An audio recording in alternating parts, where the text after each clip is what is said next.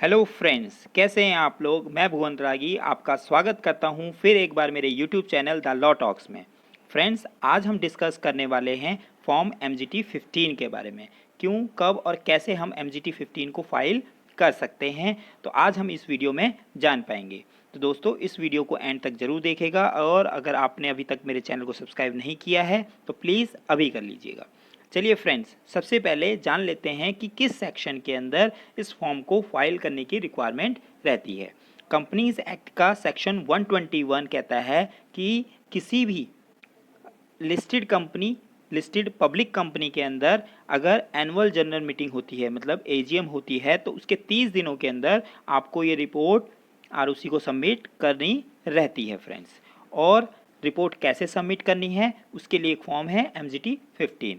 इस फॉर्म में आपको सारी डिटेल फिलअप करनी होती है और आप साथ में अटैचमेंट भी लगा सकते हैं। तो सबसे पहले तो ये जो रिपोर्ट है वो इन एडिशन टू मिनट्स हैं।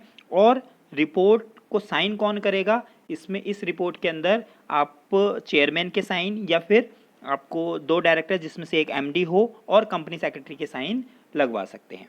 फ्रेंड्स, इस रिपोर्ट के क्या कंटेंट रहेंगे, चलिए जान लेते हैं। सबसे पहले तो डेट और टाइमिंग आपको बतानी है AGM की, और वेन्यू बताना है, चेयरमैन अपॉइंट हुआ है या नहीं हुआ है उस मीटिंग का, वो आपको बताना है, कितने मेंबर्स ने मीटिंग अटेंड करी वो आपको बताना है, और कोरम था या नहीं था वो कंफर्म करना है, और जो मीटिंग है वो एज़ पर सेक्रेटरियल स्टैंडर्ड और कंपनीज एक्ट हुई है या नहीं है आपको कंफर्म करना है, और कौन कौन से जो बिज़नेस हैं वो ट्रांजैक्ट हुए हैं वो आपको यहाँ पे बताने को रहेगा फ्रेंड्स। और अगर मीटिंग आपकी पोस्टपोन होती है या अर्जन होती है और मीटिंग का जो है वेन्यू चेंज होता है वो आपको बताना रहेगा, और कोई भी रिलीवेंट पॉइंट आपको जो लगता है कि वो बताने हैं वो आपको कंफर्म करने होते हैं, और आपको जो डिटेल यहाँ पे देनी है वो फेयर एंड करेक्ट देनी है।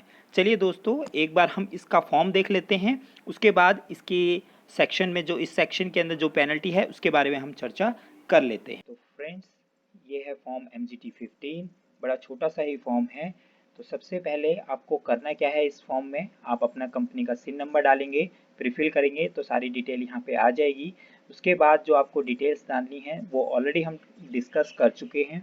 डेट ऑफ AGM यहाँ पे मेंशन करना है, डे कब किस दिन था आपका, टाइमिंग क्या थी, एंड टाइम और स्टार्ट टाइम, वेन्यू क्या था, चेयरमैन अपॉइंट हुआ है या नहीं हुआ है, ये आपको डिटेल डालनी है। उसके बाद कितने मेंबर्स ने मीटिंग अटेंड करी है, कोरम प्रेजेंट था या नहीं था, और कौन से ट्रांजेक्शन्स हुए हैं। तो सारे ट्रांजेक्शन तो यहाँ पे आ नहीं सकते, तो आप एज पर अटैचमेंट भी ले सकते हो, और उसके बाद आपको अटैचमेंट में वो सारे के सारे ट्रांजेक्शन्स देने पड़ेंगे दोस्तों। ठीक है। उसके बाद यहाँ पे अगर आपकी मीटिंग पोस्टपोन हुई है तो यहाँ पे लिखना है उसके बारे में, अगर नहीं हुई है तो आप लिख सकते हो नॉट एप्लीकेबल। ठीक है फ्रेंड्स। उसके बाद fair summary of the proceedings, जो भी आपकी प्रोसीडिंग्स है उसके बारे में यहाँ पे लिख सकते हो, और आपको यहाँ पे कंफर्मेशन भी देनी है कि आपने जो है ये मीटिंग जो कंडक्ट करी है सेक्रेटरियल स्टैंडर्ड्स एक्ट के अकॉर्डिंग कंडक्ट की गई है। ठीक है। ऑप्शनल अटैचमेंट है बट रिकमेंडेटरी है कि आपको अटैचमेंट लगानी है। यहाँ पे आप प्रोसीडिंग्स भी लगा सकते हो या फिर आप फ्रेश एक लेटर पे आप जितने भी ये कंटेंट्स हैं उसको लिख कर और उसके जितने भी जो इन्फॉर्मेशन है वो देनी है, और उसके बाद आप साइन करवा सकते हो कंपनी सेक्रेटरी या डायरेक्टर्स और चेयरपर्सन से। ठीक है।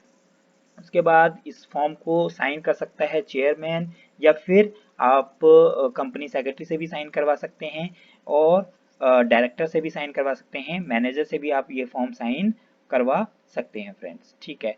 इसमें प्रोफेशनल्स के साइन नहीं लगेंगे इस फॉर्म के अंदर। उसके बाद आप सीधा इसको फाइल कर सकते हैं MC की साइट पर।